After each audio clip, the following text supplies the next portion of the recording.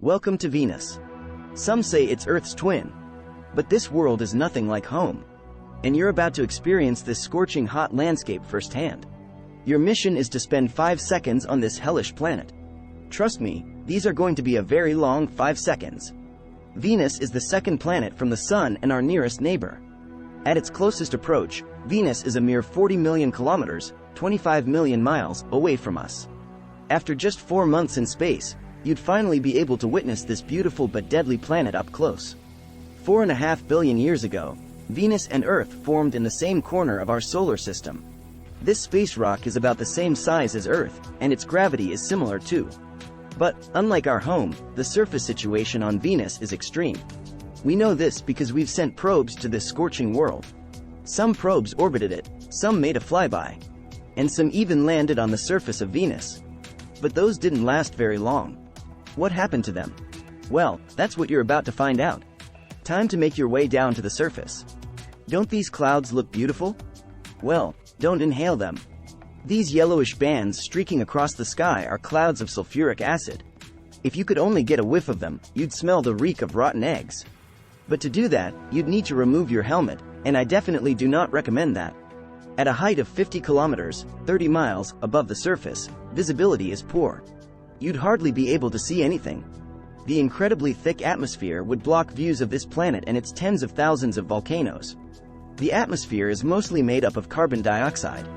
And because it's so thick, it traps heat on the planet's surface, keeping it nice and toasty. Just how toasty are we talking? Oh, you are going to find out the hard way. As you descend another 15 kilometers, 10 miles, the haze would begin to clear. The world below would finally reveal itself. A rust-colored surface covered in mountains and volcanoes. Looks like this volcano is still active. You'd fly around a little to collect some samples and take in the view. Yep, the atmosphere is mostly carbon dioxide with traces of nitrogen. That checks out. Okay, well, let's see if you can land here. This looks like the spot. Mission control, am I clear for landing? Mission control? Looks like there's no signal. Initiating the landing sequence without clearance. Fingers crossed. Landing your spacecraft would kick up clouds of dust that would take several minutes to settle down in the soupy atmosphere. As it clears, you'd look up into the sky, but you wouldn't find the familiar yellow circle of the sun. On Venus, it always looks like dawn, no matter what time of day it is. That's because the Venusian atmosphere only lets about 10% of the sunlight that hits it reach the surface. But wait, what were we saying earlier about the space probe that landed on Venus? Oh yeah, Venera 13. This Soviet probe made its fatal landing back in 1981. It survived the descent and lasted for a whopping 127 minutes. That's longer than any other spacecraft that had made it to the surface. But then, Venera 13 gave way to the violent, uninviting environment of this hell. It was likely crushed under extreme pressure, or it melted. But it's too late to turn around now. You've lived through the 1-hour-long landing, and you're so close. All you need to do to complete your mission is to spend 5 seconds out there. Yes, out there. In the most extreme environment you've ever been to.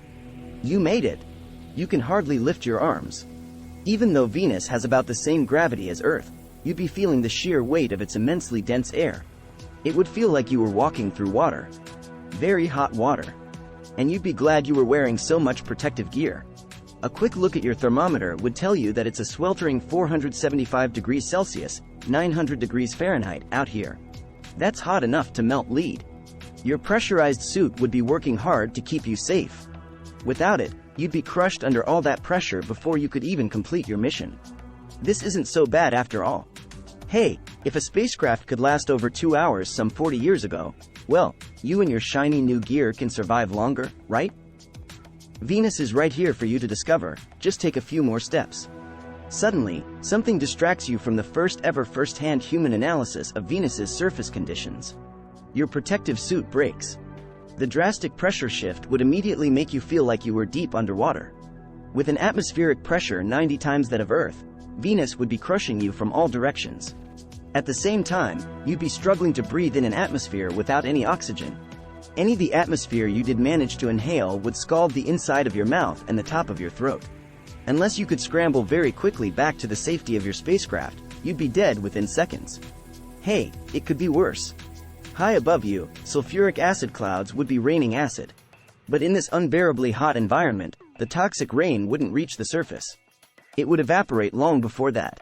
So at least you wouldn't have to worry about acid dissolving your skin and bones. That would be kind of gruesome. You know, in hindsight, maybe we shouldn't have sent you down to explore this hellish surface. We probably should have terraformed Venus into a more hospitable planet first.